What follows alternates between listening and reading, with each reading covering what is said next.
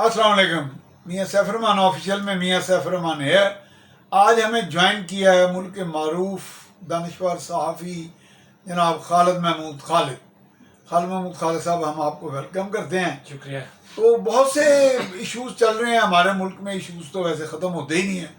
बैनुल-अक़वामी जो बाहर बैरूनी दुनिया को देखे तो वहाँ भी कई इश्यूज़ हैं, और यहाँ लेकिन हमारा मुल्क तो कुछ लगता है इशू लैंड बन गया है, जिसमें कभी हम सेपरेशन ऑफ पावर्स की, अख्तियारात की तकसीम के ऊपर झगड़ रहे होते हैं।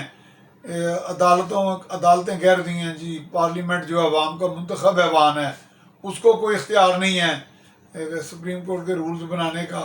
कभी कोई डिबेट हो जाती, कभी कोई गिरफ्तारी हो जाती है, कभी कोई फैसला महफूज हो जाता है, कभी फिर डॉलर वालों पे जब क्रैकडाउन होता है तो वो फिर डॉलर थोड़ा नीचे आना शुरू हो जाता है। जी बात। तो जनाब अब खालिद साहब, ये मुल्क क्रैकडाउन पे चलता रहेगा या क्रैक अंदाज में चलेगा?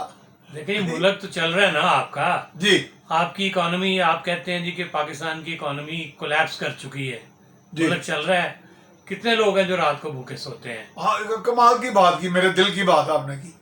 ये बात है वैसे वाकई। अच्छा, आप इसका माशाल्लाह भारत के, यानी कि मैं सवाल आपका रोकना नहीं चाह रहा था बात, मैं सिर्फ कहता था सवाल इसमें ऐड कर लें कि भारत का भी थोड़ा मुआवजा कर लें। जो वैसे कहते हैं जी इतने जीडीपी उसकी 3 या 4 या 5% से ऊपर जा रही है, लेकिन सुनने में आता है, आप तो ज़्यादा माहिर हैं उसके, बड़ी ऑब्जर्वेशन है कि जी वहाँ लोग भूखे भी सोते हैं। जी, ये दुनिया का कोई भी तरक्की याफ्ता मुल्क भी क्यों ना हो, आप अमेरिका को ही ले लें जी, वहाँ पे भी आपको रात को ऐसे लोग नजर आएंगे। मैंने कई वहाँ फकीर भी देखे अमेरिका में जी, जो भूखे सोते हैं। ये भूखा सोना मुल्क की मईशत को बेहतर या कमतर साबित नहीं करता।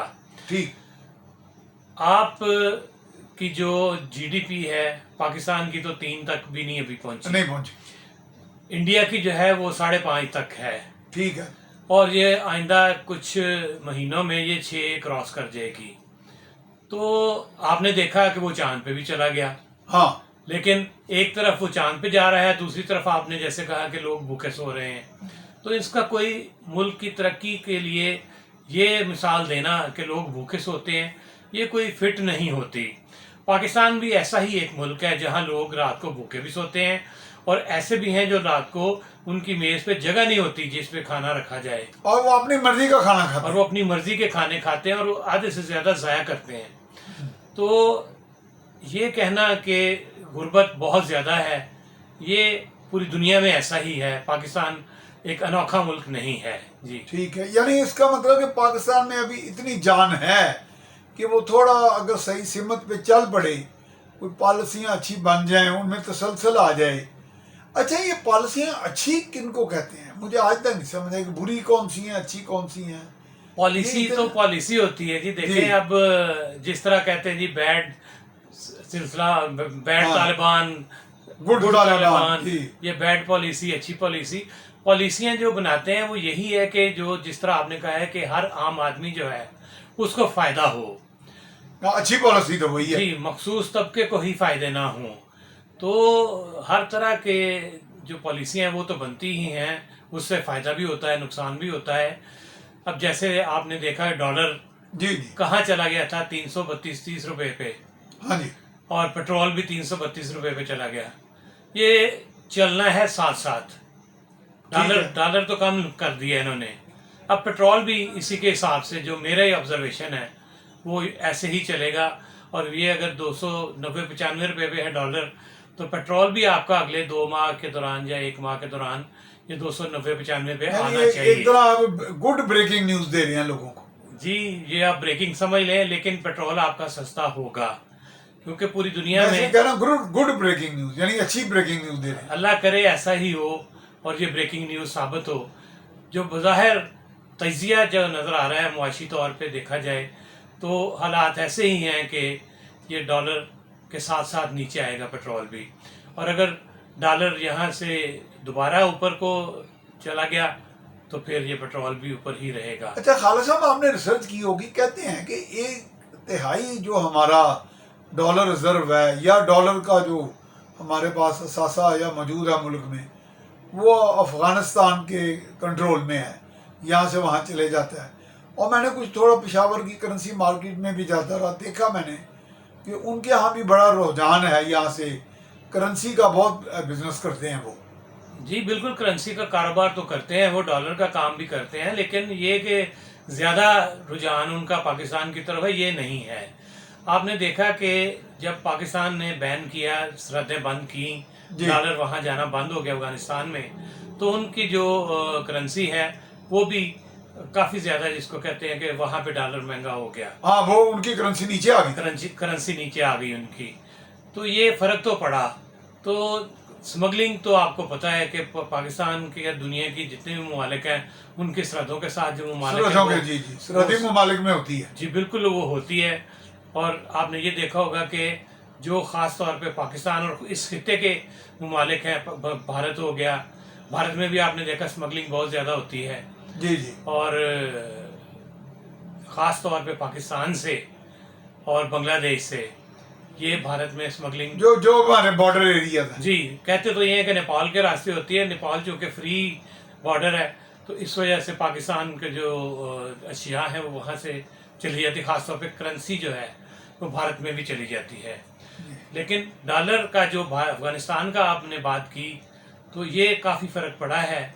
तो इंशाल्लाह हुकूमत, निगरान हुकूमत जिसका काम नहीं है ये, उसका काम है इंतखाबात करवाना, लेकिन फिर भी वो थोड़ी हिम्मत कर रही है, ये फिर भी वो हिम्मत कर रही है जिससे डॉलर नीचे आ रहा है और जो मईशत है वो कुछ मुस्तहकम हो रही है। सही है। फिलहाल महंगाई का दौरा है, ये अगर इसी तरह डॉलर पे कंट्रोल रहा तो यकीनी तौर पे महंगाई जो है ये अगले 2-4 माह के दौरान हो सकता है कि ये भी कुछ कम हो जाए, जैसे कि पेट्रोल मैंने आपको बताया कि कम होगा। अच्छा, ये बताएंगे फैसला महफूज क्या होता है? मुल्क को एस्टेब्लिशमेंट चला रही है, अदलिया चला रही है, इंतजामिया चला रही है, क्यों मरवाना आपने मुझे अदालतों के हाथों? असल में अदालत फैसला जो कर लेती है वो फैसला अदालत का अपना नहीं रहा माजी में। अच्छा, अब माजी कह देना बेहतर है। जी, अब हालात बेहतर हैं। अच्छा, तो आपने देखा होगा कि जो बंदयाल साहब थे जी जी, वो फैसला करने के बाद उसको खुद जायजा नहीं लेते थे, लोगों से उसके बारे में राय लेते थे कि ये फैसला अगर हो जाए तो कैसा रहेगा। ये मेरे अपने ज़राए हैं, ये ऑफिशियली मैं नहीं बता रहा आपको। जी जी। तो उसके बाद वो फैसला करते थे और करते वही थे जो उनकी अपनी मर्जी होती थी, इसीलिए फैसला महफूज रखा जाता है। सही, इसको कुछ दिन के लिए देख लें कि क्या इसका रिजल्ट क्या निकलता है। अच्छा खाला साहब, एक अंग्रेजी का लफ्ज होता है कुकल्ट। कुकल्ट वो यानी कि वो उसका मतलब ये होता है कि किसी की बीवी का कोई आगे तलक वाला बंदा। तो इनमें से एक इमरान खान और वो जो हैं खाबर मानिका, इनमें से कोई एक ककल्ड है, यानी कोई किसी की बीवी और कोई किसी की साहब का, तो वो यानी इस ट्रायंगल को, इस मुसल्लस को कहते हैं। जी जी। तो ककल्ड यानी इनमें से एक साहब आज गिरफ्तार हो गए, खाबर मानिका जी। वो उनका जो हाउसिंग का प्रोजेक्ट था, अच्छा, उसमें उन्होंने काफी ज्यादा घपले किए थे, एंटी करप्शन ने उनको गिरफ्तार कर लिया है। वो तो बड़े मर्द मोमेंट से दिखाई देते थे, शक्ल मोमना और करतूत तो ये तकरीबन तो आप यही कैफियत बयान कर रहे हैं। यानी वो कम वक्त भी तेरा चाहने वाला निकला, ये तो वही साहब है ना। तो ये तो मतलब वो भी फ्रॉडिये निकले। फिर इमरान खान इस वक्त मुल्क से बाहर है, माफी चाहता हूँ, मुल्क से बाहर नहीं है, वो दुनिया से ही बाहर है। अच्छा, मतलब इतनी जल्दी बाहर ना करें, अभी वो इन्हीं है, जेल में हैं।